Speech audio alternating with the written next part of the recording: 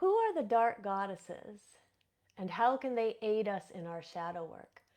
So, tonight we will be talking about 5 different goddesses who are particularly good at being allies on our shadow work journey. So, whether you are newer to the idea of working with deities, or maybe you've been working with them for a while and you're just looking for some new ideas, there's going to be something for everyone in tonight's episode. So, Merry Meet, I'm Aislin. This is Ask Aislin. Tonight we're here talking about shadow work and the dark goddesses. So, we will be following this episode up in a few weeks with a companion episode on shadow work and the dark gods.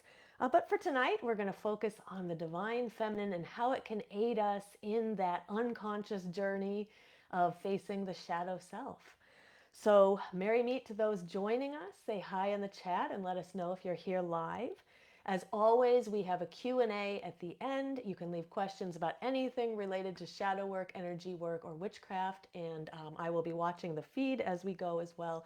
Make sure to leave a heart or a thumbs up somewhere in the video, and that will help us make sure we get this out to the feed of more people. So merry meet to those joining us. I see that Kurt is here and Amy and Cindy and Andrea. I can at least see them in the chat. So welcome everybody.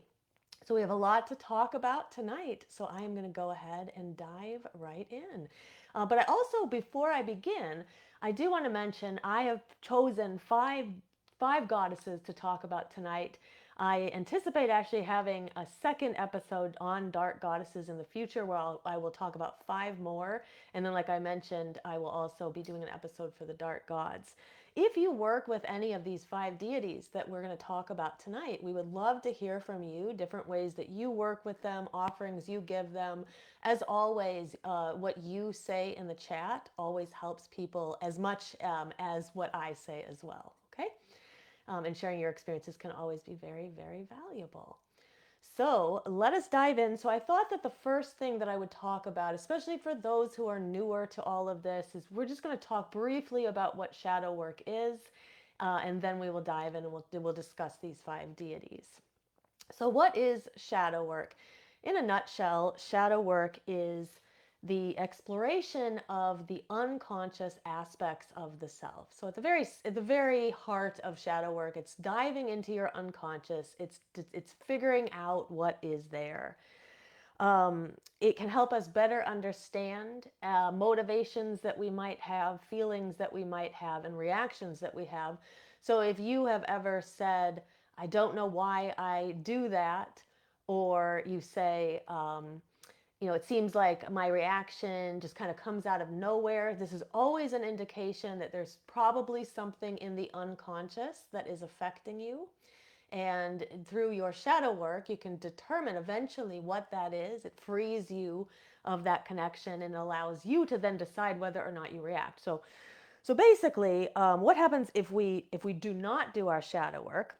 So, as Carl Jung said, who is many consider the godfather of shadow work, Carl Jung said we may feel like there is something outside of us controlling us. So he has a very famous quote. He says, until we make the unconscious conscious, or until you make the unconscious conscious, it will direct your life and you will call it fate. So in reality, this thing that is actually controlling us or controlling our motivations and our actions and our feelings, it's actually inside of us. But because it's part of the shadow, it feels like it's separate from us. So that's what gives us this illusion that it's something outside of us that is making us feel this way or making us think this way or making us react this way, when in reality, it's really something that's inside of us. So if we just go about our lives, you can absolutely go about your life without doing any shadow work, but you're probably not going to be as happy, and you're probably not going to actually find the spiritual evolution that you might be hoping for in this lifetime. Because again, you're being kind of pulled in different directions by these unconscious forces.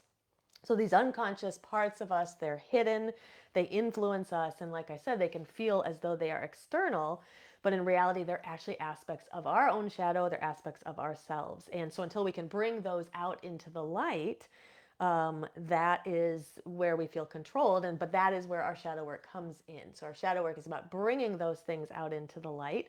And there are many methods and many ways that we can do that. So we can do it through what Jung called active imagination. So this is, in some ways, you would probably call this a meditative state. So you get into a light meditative state and you contemplate kind of problems that you have, or you just sort of allow things to come to you and then you mull over them. And then through that work, sometimes insights can come up from the unconscious. You can also use shadow work prompts, whereas active imagination is kind of you sort of let whatever bubbles to the surface bubble to the surface. In shadow work prompting, you're actually directing what that is by using specific questions that are meant to trigger things inside of you, and then we'll create reactions, and then you can start to explore those. And then also a really classic way to do shadow work is through dream work. Dream work, as Sigmund Freud said, dream work is the gateway to the unconscious. So our dreams sort of allow us to work out the things that we maybe can't work out in our conscious lives, the things that the ego is keeping under the surface. And they sort of pop up and bubble up during our dreams. So if we explore our dreams and the symbology in the dreams, we can also do some good shadow work that way. But as witches, we have additional methods that your average person doesn't have. And you don't have to call yourself a witch necessarily to use these methods. People who follow this channel and this group tend to identify as witches or empaths or spiritually minded people, but we have these additional methods. So essentially, we can also work with the lunar cycles. So in particular, working with the waning half of the lunar cycle, in particular, the final few days of the lunar cycle, when the veils between the worlds get a little thinner. At the transition periods of any cycle, the veils between the conscious and the unconscious also get a little bit thinner, which means it's a little easier for you to access what's underneath. So shadow work, that's why we say shadow work in the kind of those final few days of the lunar cycle works so well, because of that slight thinning of the veils, and it's more accessible. The unconscious becomes more accessible to you. And that does not mean that you cannot do shadow work at other times. You can do shadow work at any time, but it's more aligned to the waning half of the cycle. So especially for somebody who is newer to this, I would recommend doing kind of your work near the end of each cycle and just see how that plays out. Now, other things as witches that we can do is we can explore astrological parts of our parts of our astrological chart. So there are things in your astrological chart that will also indicate where your shadow work is. What are the things, what are the aspects of your shadow that are struggling to come to the surface, the things that you're working through. So that can be an interesting thing to explore.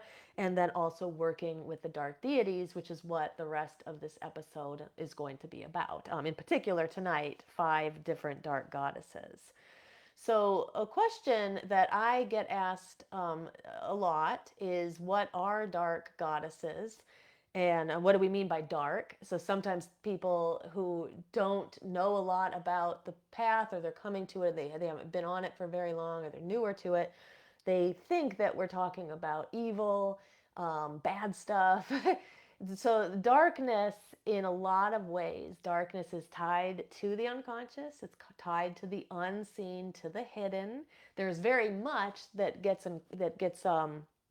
put into that category of dark and darkness. But the reality is that the darkness that we are talking about here is the darkness that might be connected to the underworld, to death, and to the mysteries. That's where these goddesses come from. They're all, each one that I've chosen for tonight, are all connected in some way to the underworld, death, or to mysteries. But these words also have another meaning. Symbolically, the underworld represents the unconscious. So anytime you are working with an underworld god or an underworld goddess, of course, there's aspects of that god and goddess that can help you connect to those who cross through the veils, and there's much magic that can be done there. But they also can help you connect to your own unconscious. And so that's what we're talking about tonight when we're talking about dark deities and dark goddesses. That's what we're talking about tonight, that ability to, kind of unveil the mysteries, right? Travel into the underworld, our unconscious, and discover what is there. So this is why they are particularly good for our shadow work. And just pausing a moment to say hi to a few more who are joining. I see Carmen's here, and Rebecca, and Glitter, and Danielle. Mary, meet everybody. So I am now going to move into the first of the 5 goddesses that we're going to talk about. And this first set is kind of a combo. There's actually 2 here, 2 sisters here. And we may do an additional episode in the future on Ereshkigal.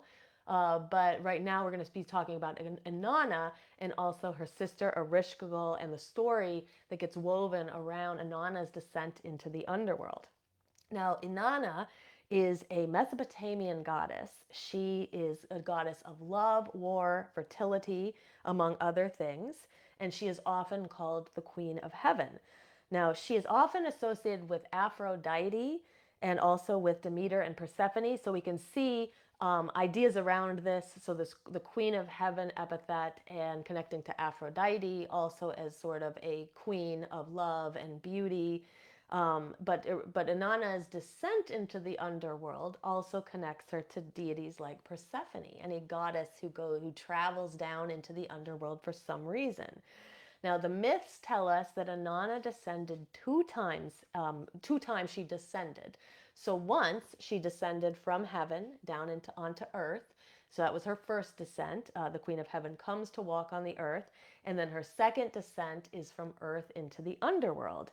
Now, the underworld is the domain of her sister, Ereshkigal. Now, the reality is that Inanna herself, being a queen of heaven, she did not know anything about the underworld in the way that Ereshkigal knew. But Inanna's brother and Ereshkigal's brother, Utu, he died at one point, and Inanna wanted very badly to go to his funeral, which was taking place in the underworld. So she dressed in her finest garments and her finest jewels, and she began that second descent, so that descent down into the underworld. Now, somewhere in all of this, Ereshkigal and Inanna, they do not get along together or along well at all. And Ereshkigal got word that Inanna was coming, and so she decided that she's going to make it very difficult for her to get there. And so she set up this whole kind of challenge that Inanna would have to pass through, 7 different gates that Inanna would have to pass through. And at every gate that Inanna passed through, she would have to give up one of her earthly trappings, because essentially you have to be sort of stripped bare in order to be in the underworld. And the reality, so the story has a literal meaning, as we kind of reading the story, but there's also this sort of underneath symbolic meaning that's going on as well. So first of all, she's on earth, she's descending into the underworld. So it's essentially her conscious descending down into the unconscious to figure out what's there. And Ereshkigal, her sister, is actually her shadow self. This is on a different layer of kind of reading the myth. Now, what's very interesting is that the garments and the jewels that she removes at each of the 7 gates were covering each of her 7 chakras. Okay? And so these 7 gates represent the 7 chakras. And so here we have this connection between working with our energy, right? Balancing our energy and also doing our shadow work. And there is a very deep, deep connection between these two. As modern witches, we know that working with our energy can make it easier for us to do our shadow work, because we're clearing out energetic blockages in the body. We're getting rid of the stuff that's keep making it hard for us to access those deeper parts of ourselves. So now shadow work is very much new, very new compared to this myth, which is thousands of years old, as opposed to shadow work, which at the best is probably 100 or so years old, at least once Carl Jung coined the term. People, of course, were looking at deeper layers of themselves before that. But the point is that shadow work is a much younger, more recent idea than these myths are. But still, we can see these connections, right? We can see that that the descent is really about facing our shadow, if we look at it at that layer. So now she removes all these garments, right, one by one, removes what's covering her root chakra, what's covering her sacral, her solar plexus, her heart, her throat. She takes off her beautiful lapis jewelry that she has covering her neck.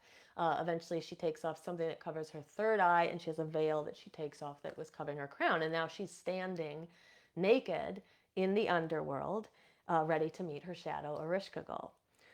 So what this tells us as modern witches is that this is the path to enlightenment. We work through our shadow work, right? We work down into our unconscious, and we also work through our chakra system, right? And that helps us find that kind of ascent to the spiritual evolution that we're searching for. Now, Jung tells us, do not fear the descent. By the way, Jung was all aware of these myths and studied them deeply as well. And he says, do not fear the descent that you have to make, because he said it's always followed by an ascent. And as Inanna's story, we're going to continue and talk about her story, but as her story tells us, she also ascends eventually as well. So when we ascend, so when we descend, we face the shadow. And when we ascend, we assimilate the shadow. So we take the things that we have learned and we assimilate the shadow and we connect it back to us in the conscious world. And now we've connected the two. So now there's nothing more to be afraid of.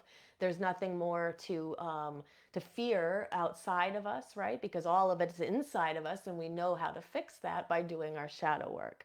So we're no longer also controlled by our shadow and those unconscious forces from this perspective. So from this perspective, Inanna's descent is really one of exploration, and then her ascent is about gaining wisdom. So when Inanna finally gets through the seven gates, she's standing there bare in front of Ereshkigal. Ereshkigal becomes enraged. I'm not sure. I think that in some ways, Ereshkigal probably thought she wouldn't make it. Like she wouldn't make it through all the trials and really take off all the stuff and give away her jewels and everything. So when she actually gets there, Ereshkigal is enraged by the fact that she's there, because Inanna represents all that she's not. See, Ereshkigal has to live down in the underworld in the shadows. Inanna, she gets to be the queen of heaven. And so when Ereshkigal, her rage is building up in her, she strikes her at some point, knocks her down, and then she hangs her, or has her hung in some versions, from a meat hook, like basically hanging in the underworld, and there she hangs. And so in some ways you can make some connections to Odin's hanging from the tree, Yggdrasil, right? And hanging there in order to gain knowledge. So the same thing happens here. So Inanna is hanging on this meat hook. Some say she's there for 7 days. Some don't specify how long she's there, but she's there hanging in the underworld. So we too must hang in the underworld as part of our shadow work journey. You can't really do shadow work without going into the underworld, because you can't do shadow work without going into your unconscious. So we have to have that ability to strip ourselves free of all the trappings, all the things that protect us, right? We don't need protection, because all that Ereshkigal is just our shadow. The shadow can't harm you. All that you can do, all that you can get from working with your shadow is something positive eventually, right? But there is going to be that moment of hanging. And so sometimes I think that the shadow work journey it's a difficult one. It's to say that it's very easy would be a lie, right? It's hard. Those who do this work and do it regularly know it's hard. It's painful. Sometimes we lose people who we were connected to because they're not on the same level with us, or they're troubled because they want to stay kind of ill where they are, and they're troubled by the fact that we're healing. And so there can be a variety of things. It's not easy work. That's what the hanging on the hook is about. But the reward is the ascent. So eventually, Inanna is released from the meat hook. She takes everything she's learned, kind of like Odin hanging there. He learns all of the mysteries of the runes, right? So Inanna learns the mysteries of the underworld, and then she is allowed to ascend back up to earth, and then eventually to ascend back up to heaven, where she is the queen of heaven once more. So Inanna can be a great ally in your shadow works. That's why I wanted to start with this story, because of all of the stories that we're going to say tonight, this one in particular, very much you can see that descent into the unconscious and the ascent back out, which is the assimilation of the shadow and all that you have learned. From there, becoming a more whole person and feeling more liberated and not as bogged down or controlled by those things that seem like they're outside forces, but they're actually aspects of us.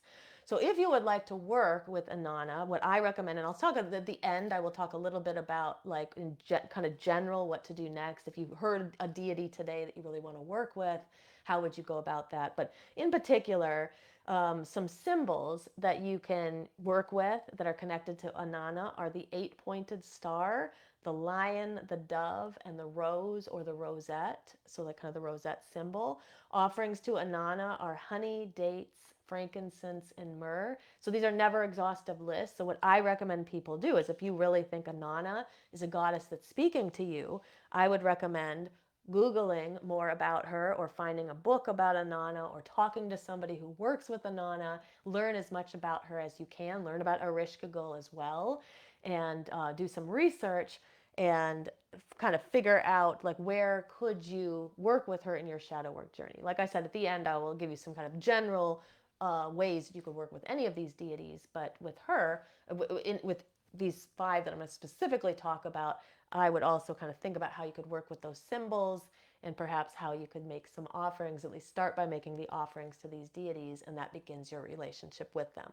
Now, this goes for all the deities we're going to talk about tonight. If you are somebody who works with Inanna, we would love to hear from you. How do you work with her? Have you ever worked with her in your shadow work before? Because that is a different kind of work.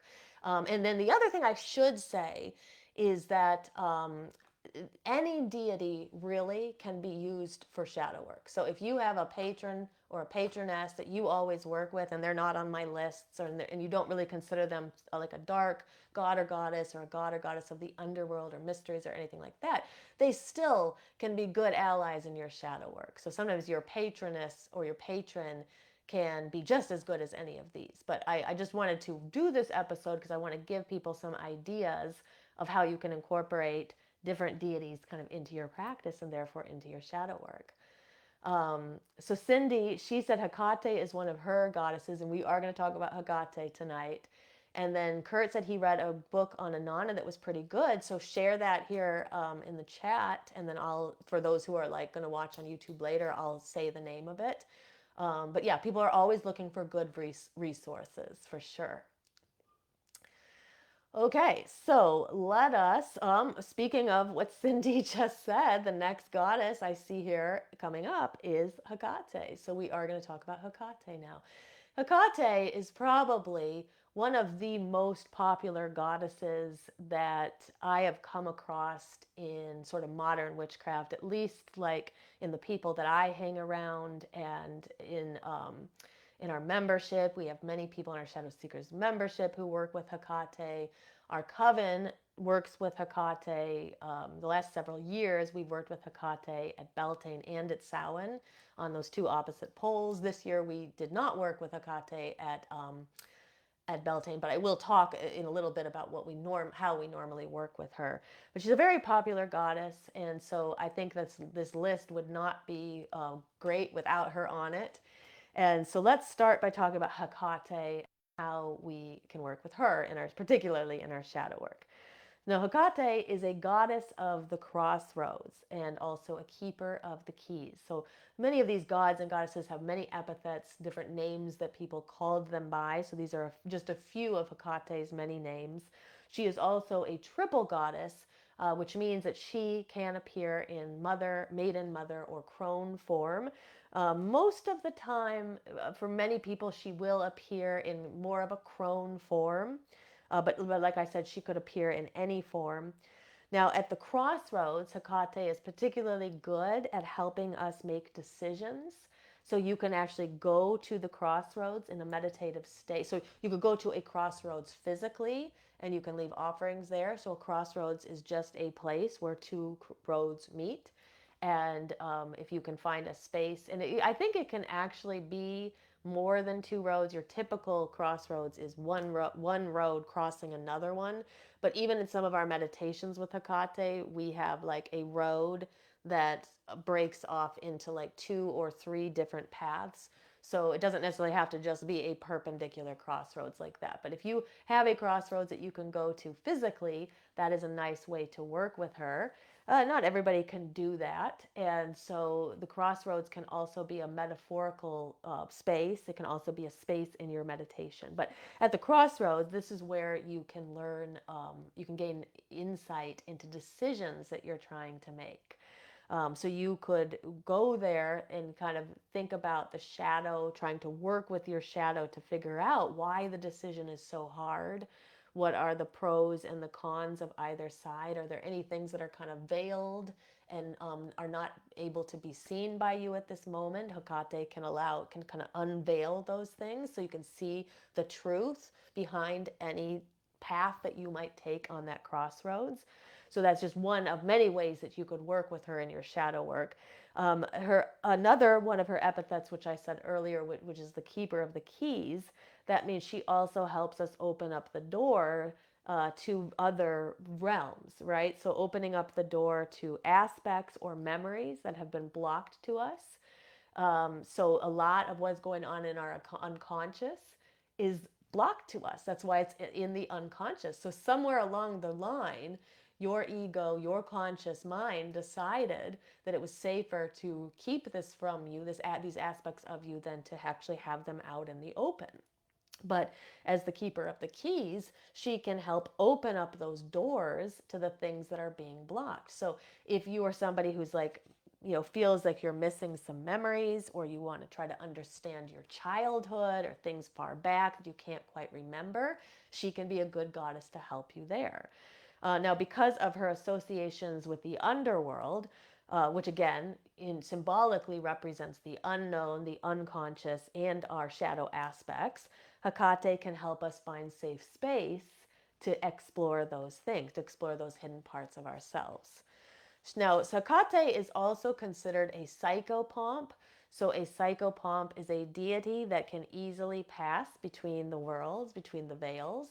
So Hecate, like other psychopomps, is somebody who helps escort the dead from this world into the next world, but and can also help bring messages across the veils.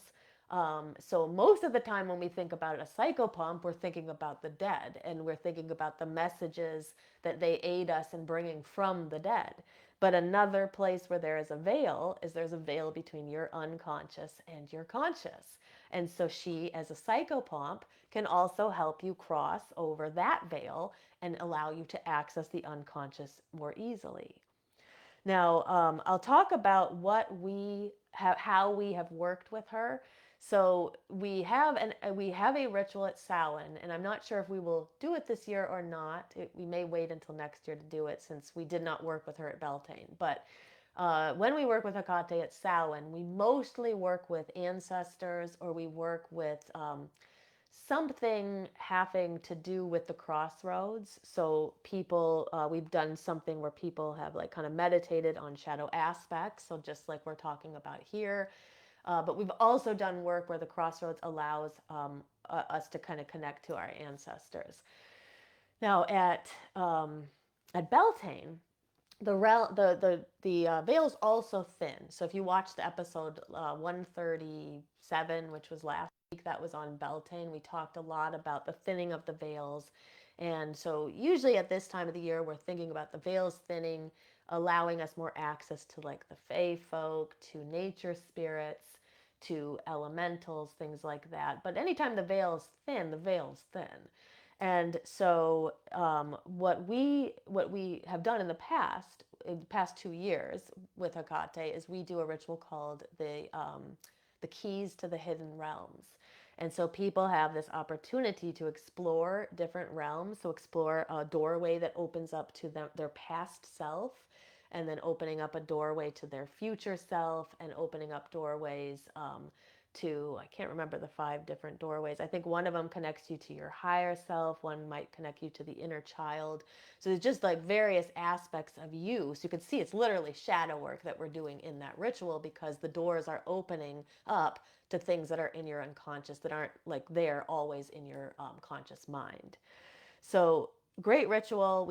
I said, we didn't do it this year because we wanted to do the sacred marriage this year, but we will be bringing this ritual back next year. But I hope that it gives you some ideas of how you could work with Hecate through your shadow work. Now, symbols of Hecate are the torch, the crossroads, right? That all makes sense.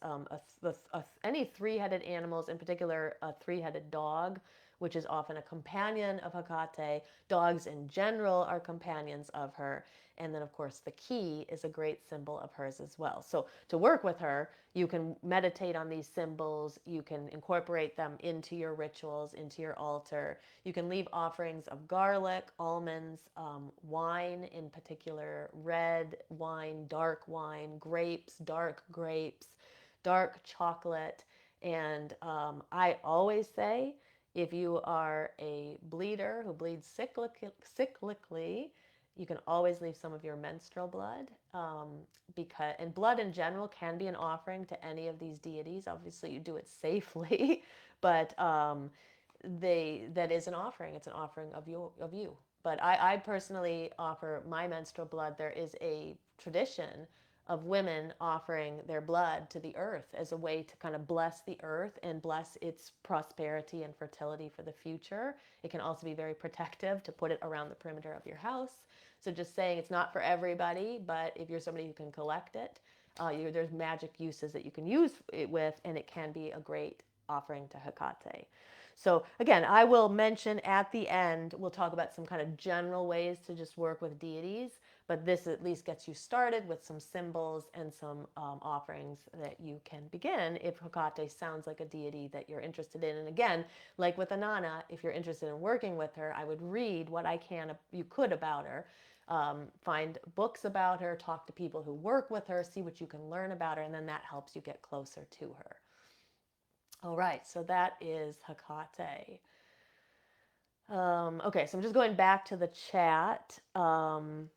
Okay, so Kurt put the book in the chat here for us. So the book is for Inanna. It's called Inanna, Queen of Heaven and Earth.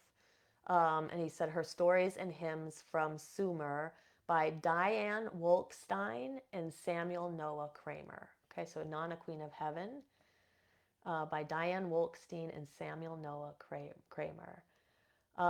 Okay, and then I'm just going to answer questions here. Glitter says, what could you use if you no longer have periods? Yeah, so if you no longer have your period, or you're somebody who never had them, obviously you can't use menstrual blood, right? But you could make any of those other offerings. So wine, dark wine can always stand in for menstrual blood, or dark juice if you don't have alcohol or don't keep alcohol around. You could do blood red juice. Pomegranate would be a good one. Dark red cranberry. Any of those juices would work. I've done offerings of blood with. It's interesting that Andrea just said this, because she said I use my pen for checking my blood sugars and poke my finger. And I was just thinking, like, when I was much younger, I did a lot of blood offerings, actually. And I would just poke my finger and I would just use a drop of blood that way. So you can also do that, but sometimes people are a little freaked out about that. So again, you can always use dark juice or dark wine. So hopefully that helps. But of course, there's other offerings there too that you can always use. Okay. She said, so Glitter said, would your blood in place of period blood work? Absolutely. Yeah, blood is blood. Yeah. So, the blood of your period is the blood of your womb. So there's that connection, but any blood can be offered. And again, this is not meant to be a dangerous thing to have people cutting or anything. Or if somebody has histories of cutting, I wouldn't be offering blood. It's literally just, I would prick my finger with a pin and I would just take a drop. Like Andrea said, checking her blood sugars, she could just poke her finger and get a drop of blood that way. But of course, any other questions about that, totally let me know. Okay, so let us move on to Kali. So Kali is one of my personal favorites. So she is a patroness of mine. I work with her every single dark moon. Now, Kali is a Hindu goddess. She is a goddess of power, of time, of destruction, and of change. So, some of these goddesses, so like Inanna, people aren't normally afraid of, like the way they might be of Ereshkigal. And it's usually when people are afraid, it's just they just don't understand the myths well enough to understand what they're really saying. Sometimes people are afraid of Hecate. People are afraid of Kali. I would say of the well, we'll see. The next one I think people are kind of afraid of too. But what I'm here to say is there's nothing to be afraid of because, again, the things we're afraid of are just the things that we don't understand. And what we don't understand is our own unconscious. That's really what the underworld is when we're talking here. Now, Kali is a goddess where people are kind of afraid of her. She has her appearance, the way she appears. She's often has blue skin, a bright red tongue that's often sticking out. She's wearing like a garland of skulls. She's often got like a cup of blood that she's pouring out. She's got skulls she's carrying. So people kind of get a little freaked out about her imagery, but I'm going to explain to you what all of her imagery means in just a moment and see how there's nothing to be afraid of. She's very, very compassionate goddess. So Kala, where her name comes from, Kalla, the word Kala means time. So Kali literally translates, her name translates to time or keeper of time. She is a manifestation of Shakti. Now, Shakti is divine feminine energy.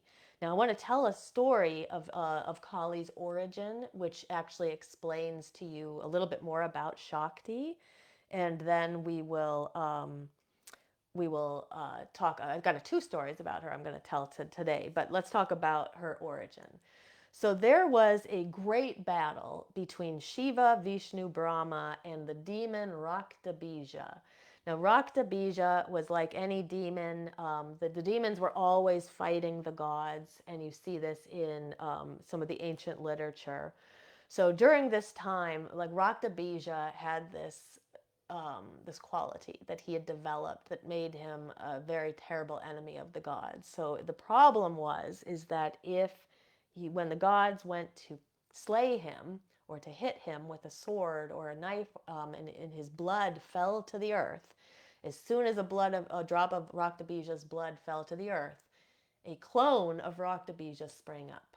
So the gods here, we've got these three powerful gods, right? And they're trying to fight this one demon, but every time they hit him, another demon springs up. And then in some of these stories, there's like thousands and thousands of them surrounding the gods. And it's at one point, the gods think to themselves, like they literally think like this could be the end. Like they're going to become overwhelmed by all these demons. And not only will the gods be destroyed, but humanity and earth will be destroyed as well. So this was so upsetting to them that they tried to figure out what they would do. So what they did is they took all of the Shakti energy that they could. Now, Shakti energy is the energy of the divine feminine, and Shiva energy is the energy of the divine masculine. So they took all of that. So they have a plenty of divine masculine energy within them, but they take all of that Shakti energy and they put it all together, and they create Kali. So Kali springs out from from the origin, right? And she is in all her glory. And it doesn't take her long to assess the situation that it's these drops of blood that are falling to the ground, and that's what's causing these demons to jump up, right? And so what she decides to do is every time she hits a Raktabija, or one of the clones, she has this bowl and she catches his blood and then she drinks it down. And so this is where we see this imagery of just blood, like, where she's got this bowl of blood and blood is like coming down her neck. But when she does that, the demon dies, right? So she goes through and she slays thousands of these demons in this same way. Finally, there's one left. She hits them with her sword, or someone hits them with a sword in various stories. She catches the blood, she drinks it down, and it's over. And she has saved humankind and she has saved the gods. And there is Kali. So Kali, the way it was taught to me, she did that to save us. She did that to save the gods. So she's fierce and she's ferocious and she is deadly. She's a deadly killer. But never in any of the stories does she ever kill a human. She never kills a god. It's just these demons that were threatening humanity and were threatening the safety of the world. This is all that she ever killed. So while some may be very frightened by the imagery, right, of the garland of skulls and the bowl of blood and blood coming down her neck, what she really represents is the death of our ego, the death of our fears. She teaches us that the death of our persona, right? So like one of the things we learn about in shadow work is that we all wear this mask of our persona, which is that likable mask that we want the rest of the world to see, but it covers up who we really are, and it covers up our shadow and everything. And so Kali represents the death of the ego, the death of the persona, the death of the mask. She destroys also our illusion of separation. So the separation between you and me and all of us. We really aren't separated. We all come from the same place. We're all part of the divine consciousness at a certain level. And anybody who's ever had kind of like an enlightened moment or a kundalini awakening experience, you've got into this place where you truly witness and experience the union of the universe, or that all is one. I mean, that is what the illusion is. The illusion is that we are separate. We are not separate. We are actually all one. So her lesson is that everything outside of us is an aspect of ourselves and can learn and can teach us more about who we are. And so therefore it becomes a perfect metaphor for our shadow work. Now, like I said, she looks scary, but she's very compassionate. I've been working with her for years and years. And in fact, I believe we're going to be doing a ritual in a few weeks. It's going to be a free shadow work ritual that we do every once in a while before we open up Shadow Seekers, and we work with Kali. And so you can have this chance to work with her with us as well. And I remember we've done it so far. I think we've done it twice.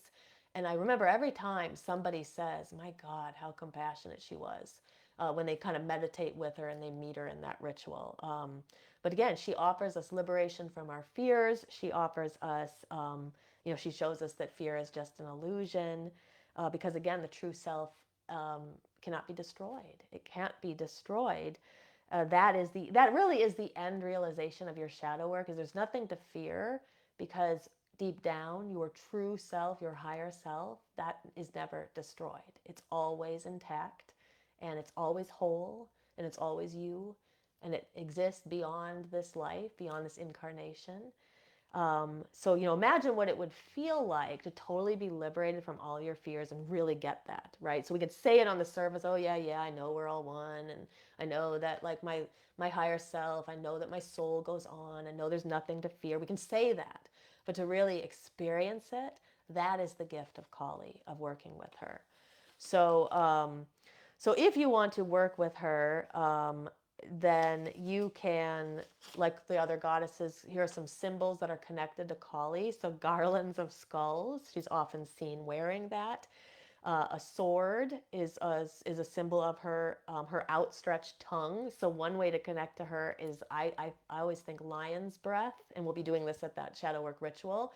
One of the most effective ways of purging negativity is just to stick your tongue out, and in lion's breath you stick your tongue out and you like make a hissing sound. So I always evoke Kali when I do that, and I think of the story of Raktabija, and she's so mad, right? And she sticks out that tongue and hisses, and so that can be a symbol too. It can be a way to connect to her is by doing that lion's breath. And then red flowers of any kind are symbols of hers, in particular the red hibiscus. So offerings, red flowers like the red hibiscus, sweets, turmeric and cardamom, and some of the Indian spices are good offerings to most Hindu deities, including her. And then blood is also an effective offering for her as well, or dark wine, dark juice, things like that. So that is Kali, and like I said, we're going to have a chance to work with her in just a couple of weeks during that free shadow work ritual. So I hope that particularly if you're interested, if you kind of this piqued your interest hearing about her, hopefully you'll be able to attend as well. Okay, so let's go on because I'm a little bit worried about time, and I got two deities still to go. So let's move on so we can make sure we get through those, and then we'll have some time for the Q&A. So the next goddess I want to talk about is the Cailleach. So she is a Celtic goddess, and she is a very much often misunderstood goddess. Like all these goddesses, very misunderstood. People look at Kali and people say that she's the demon. She's slaying demons, right? Cailleach, people look at her and they're like, she's death. She's the death hag. Um, she is very much misunderstood, but what isn't misunderstood, right, that is like sacred, and especially the things that are like sacred to the divine feminine, those are often the misunderstood things. Like we think about the world that we live in, right, in a culture that essentially has disregarded the divine feminine. So even if we are not Christian ourselves, even if we didn't grow up as Christians, you're still in this culture where most people are. And even if they aren't Christians, they're still part of this. It's in the collective, right? That there is this male superior deity, and that in many cases, these goddesses have been um, pushed down or even demonized in some ways, right? So you look at the story of Lilith, like literally made into a demon. Um, so Cailleach is no different. People are oftentimes afraid of her. Her name translates to the words veiled one. Now, over time, she also became known as the old wife or old woman. Generally, she appears in her crone form, but there are stories of people connecting to her in other forms. But most of the time, she will come as an old woman, oftentimes a veiled woman or a woman in a cloak. She is, like I said, in her crone form, that third aspect of the goddess, of the triple goddess. Now, the reality is the goddesses themselves are ageless. So Cailleach is an ageless deity, and so she can appear as a young woman to some. Now, she's a powerful goddess of death and rebirth and transformation. So she is very good for shadow work in that way. Now, people work with Cailleach for a variety of different reasons, but she is particularly good for our shadow work. Now, she is a goddess of winter. Now, anytime we have goddesses or deities of winter, they can have a connection to shadow work because winter is a time that is aligned with shadow work. So if we think about, like I talked earlier, about the waning half of the lunar cycle, right, being particularly good for shadow work, but the waning half of the solar cycle is also particularly good for shadow work. So that would be in the winter time. Samhain, starting around Samhain, Mabon was sort of the descent of Persephone into the underworld and into the winter. Good times for shadow work, and that is the time of the year that Cailleach is connected to. Now, she has many epithets as well. So some of her epithets are great mother. So I think she's a particularly good one. So if you want to do some kind of mother wound work in your shadow work, I think the Cailleach is a great one to call because she is a great mother. Kali also has been known to be a very compassionate goddess for those who are working with mother wound issues. But um, as this epithet of Cailleach says, the Great Mother, she's a good one for that. She of 1,000 names. That's another epithet of hers. Hers, goddess of sea and stone. That's another one as well, and that kind of connects us to where she is from. So we have worked with Cailleach in Shadow Seekers sometime last year, beginning of last year, I believe. And so when we were doing the meditation, I set the meditation like at the sea and then moving into a cave. So we had the connection to the sea and to the stone as well. Now, she is a great goddess that you can call upon for wisdom and guidance. So in that crone form, she has all the wisdom of living all those years. So she is particularly helpful when you are trying to connect to your higher self. And that's how we worked with her. So even if the voice of your higher self feels diminished or even absent to you, so sometimes people are like, I can't even, I have no idea what my higher self is. I can't connect it to it at all. The Cailleach could be a very good deity to work with if you are somebody who is trying to identify the voice of your higher self. Everybody has a higher self. Your higher self is that part of you that is eternal. It goes on beyond past this death, or past death and into the next life. It's what travels from incarnation to incarnation. It really is the true essence of you. So people will say that is your soul as well.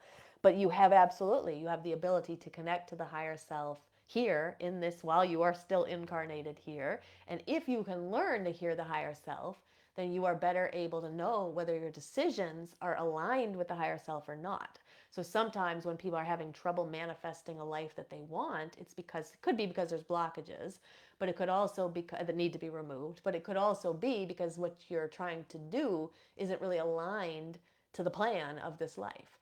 And so listening and being able to connect to your higher self helps you see that, right? And so when our magic is aligned to our true will, which is the will of the higher self, our magic is much more effective.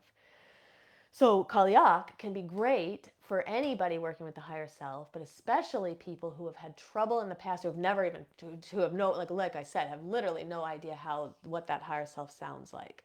Now, like any deity, you can begin to work with Cailleach by setting an intention that you want to connect. So that works for any deity.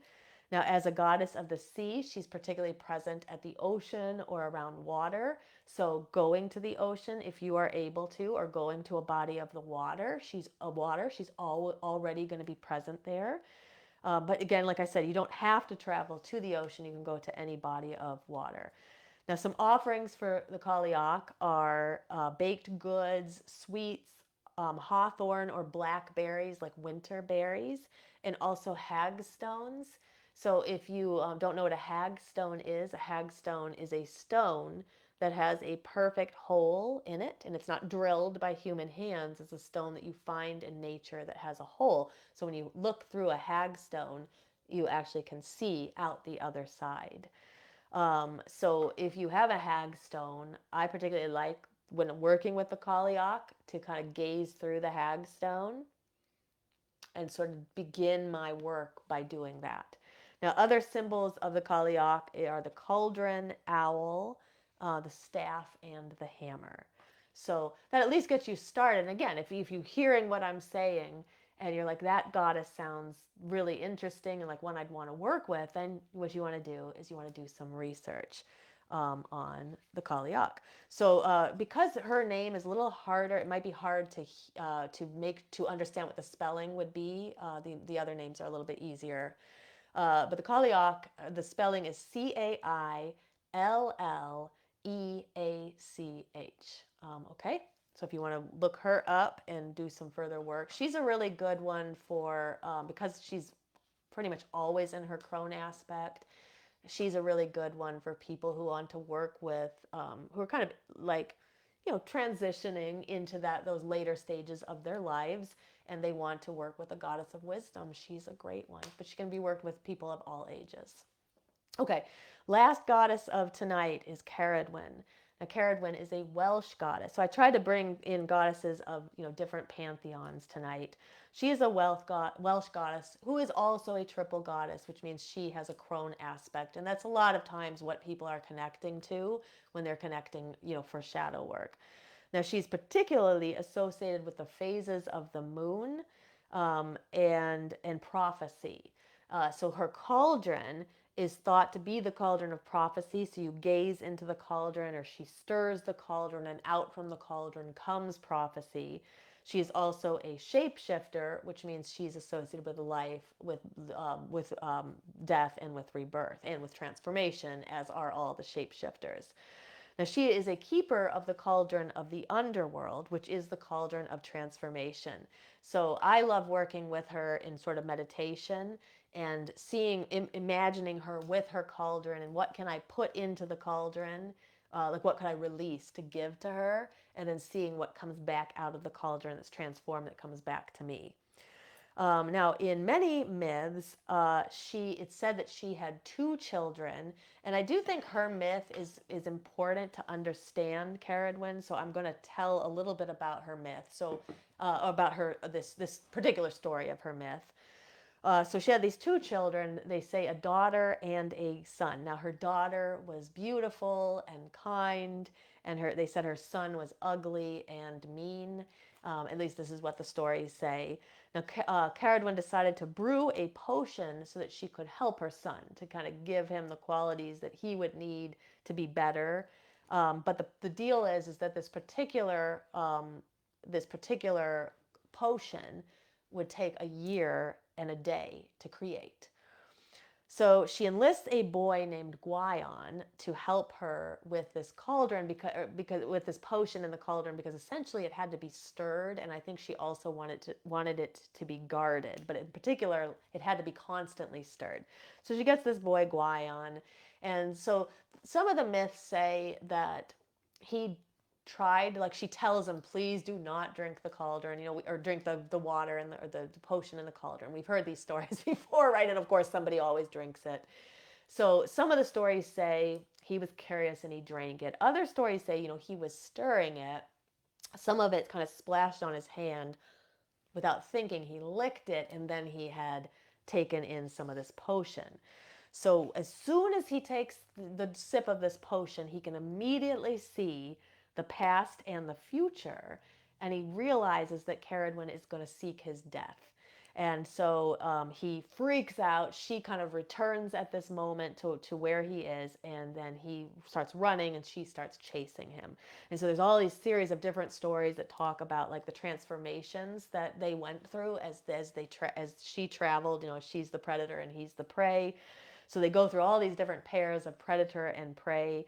At one point, he is a hare and she's a greyhound. At another point, he is a fish and she's an otter. At another point, he's a bird and she's a hawk. At one point, he is a grain of, he disguises himself as like a grain of wheat and she's a hen. And then finally, at that moment, she consumes him. So when she consumes him, he goes into her womb, which is basically the cauldron of life. And 9 months later, he is born as the poet Cailleach. And in some stories, it is said that the Cailleach goes on to become Merlin. So this is the power of Cerridwen's transformation, is that whatever you put into her cauldron, out comes something transformed, which is always something better. So particularly, this story is very good and very much aligned with shadow work where you want to do some kind of release. So sometimes in our shadow work, it's like all the stuff from the past comes up, right? And we want to work through it, but it can become overwhelming, and there can be like energy, that stuck and stagnant energy we're holding in our body attached to some of these memories. There can be emotions, like the connection itself, we make, and we understand why we are feeling a certain way, perhaps because we're able to connect to something in our past, but yet the feelings persist. And so Cerridwen can be a particularly good goddess to work with in that aspect of needing to release the stuff that's sort of in the way of you being able to move past this moment in your shadow work. So I love working with her in that way. And in fact, in our Shadow Seekers membership, we worked with her early last year, but I created a kind of like a generic dark moon ritual centered around Cerridwen, where it allows people to release something into her cauldron that they want to get rid of. So I love that. It's literally a ritual that you can do every single dark moon and release something different, or different layers. Or if you have a really big thing to release, you can release layers of it, one dark moon and then another layer at the next dark moon, and so on. So if you want to work with Cerridwen, some offerings to her are grain, wheat, barley, so like any of the grains, acorns, sunflower seeds, and pork. She is known as the White Sow. That's another name of hers, because of one of the shape-shifting, that's one of the animals that she shape-shifts into. The white sow is connected to the moon and also connected to fertility. So she's also a fertility goddess as well. And then other symbols you can use to work with her are cauldron, moon, sows, grain, and hawks. So all those animals she transformed into, those are also her symbols. So that kind of concludes the 5 ones I chose to talk about tonight. But remember, there are a lot of other deities, including ones that people often will gravitate towards in their shadow work. Lilith being a big one. The Morrigan is another good one, in Persephone. I also like working with Persephone's maiden form, Cori. She's very good with the inner child. So I do plan to have an episode in the future where we'll dive further into those deities and probably a couple of others. And again, we'll have one on the dark gods as well. But my goal here was just to kind of open up the door. It's not an exhaustive study of any of these deities, but just open up the door and see if you're interested in any of them. And then from there, you can begin to explore more. So in general, how do you work with dark goddesses in your shadow work? So I've already mentioned this, and this is the way you can work with any god or goddess when you're first coming to them, is learn as much about them as you can. So study their myths. Try to figure out which myths you are most drawn to. Anytime you have a connection to a myth, there's something in the myth to teach you. And remember, myths are not literal stories. They are stories that some may be literal. They always have some kind of a symbolic and metaphorical meaning. That's the meaning you're trying to gain through your shadow work. It's like, what's it trying to teach us about ourselves that we could use to heal us, right? So see which myths you feel it drawn to and begin to study and explore those goddesses more closely. Now you can burn black or silver candles, are often connected to shadow work. So if you decide, like, I want to work particularly with Hecate or with the Cerridwen or something, and I want to work with them around my shadow work, I would get a black or a silver candle and I would dedicate that to my shadow work and then burn that candle, and then you can make some offerings to the deity. Now, of course, there are general offerings like water and honey are always good offerings. Wine is usually a good offering. Flowers, juice, things like that. And then there are offerings that are specific to those deities as well. So you can ask people who work with them, what do you offer to that deity? You can get ideas that way, or look it up, or ask questions in groups like ours. I think the best advice I have is to start slow. This goes for any deity you're working with. It's like a new friend. When you first meet a friend, your friendship usually develops slowly. It doesn't all happen in those first few moments, right? So we can't really expect the same with deities. You go slow. You start with the intention, I am feeling called and drawn to you, and I would like to work with you. And you start by putting that intention out into the universe, and maybe bless your candle and start burning it, and then start leaving the offerings. You can build an altar to that deity, or you can take a part of your regular altar, and you can dedicate a part of it to that deity. If you don't have space for an altar, I always say, if you have the top of a bookcase, you can put a little cloth over it, and you have yourself an altar. So, but you don't have to craft an altar to work with deities. These are just some ideas. Ask the goddess that you've chosen to work with for guidance. Perhaps there's a particular thing in your shadow work or something in your life that's troubling you. Ask for guidance and then listen. And the way that deities speak is not always, and most of the time, isn't just in words like your friend would say to you. And that's why sometimes people will be like, they're not talking to me, and it's because you're not listening in the right way. So listening through synchronicities that you see around you. You ask the questions, you put the intention out there, and then you watch what goes on in the universe around you. That's often how your answers come through. And if you're not aware of that, you're missing it. So looking for the symbols, so knowing the symbols of these deities and when they pop up in the world. Like if you found a key lying on the ground and you've been asking Hecate questions, that's an answer. She's telling us something, right? Um, another ways that deities can communicate with us, they can communicate just through the thoughts in our head or through our meditative states, but also through cards, the pendulum, automatic writing, just different ways that we can find communication with them. So like I mentioned, future episodes, shadow work and the dark gods, we'll be doing that in 2 weeks. And I'll also be doing an episode on more goddesses, so I'll have more tips in that episode on how to work with them as well. But I hope at least this gets you started. And if you have any questions, reach out, put them in the chat if you're live. If you're not live, you can also put them in the chat. I go back later and I read all of the questions and I look for anything I didn't answer in the live. So let's move on to the Q&A. There were no questions left for me this week, but I'm happy to answer anything from anybody live here, or if you are not live, you can also put questions in and I'll look for those later. But let's spend a little moment for the Q&A, see if there's anything here in the chat, and then I will tell you what's coming up before we sign off. Um, uh, let's see here. So Peggy said, is there a book, Goddesses for Dummies, or something along those lines, like when you can dip your toes into just kind of getting started and learning more about them, one that's easy to understand?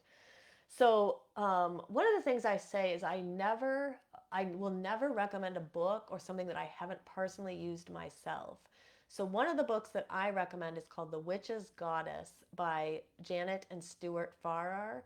What I will preface that book with is that I wouldn't consider that like Goddesses for Dummies, but I also don't think that that book is so inaccessible to people. It's a good book.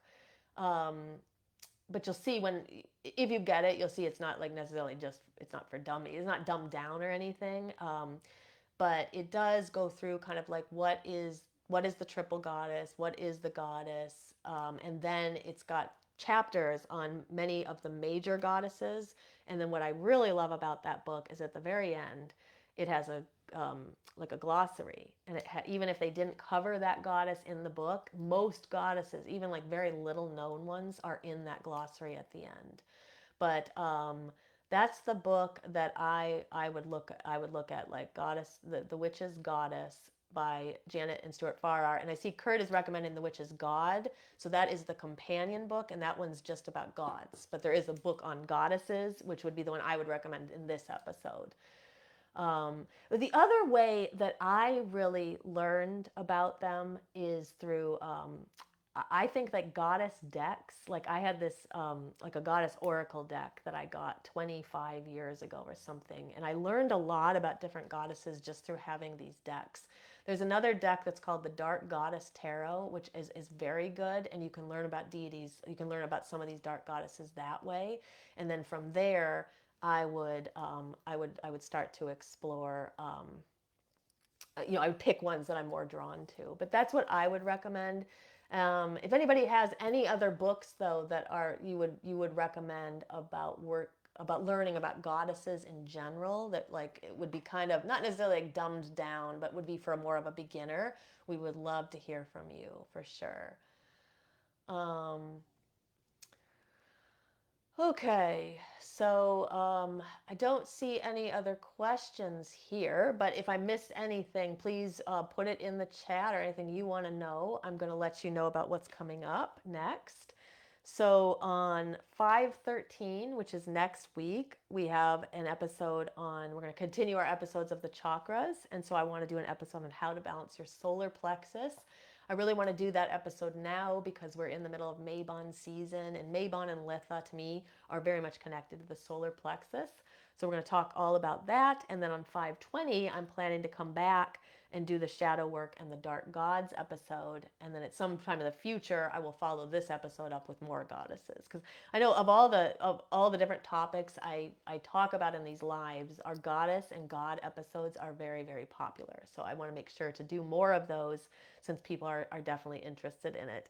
On 5/27, we have an episode on visualization techniques that has been requested.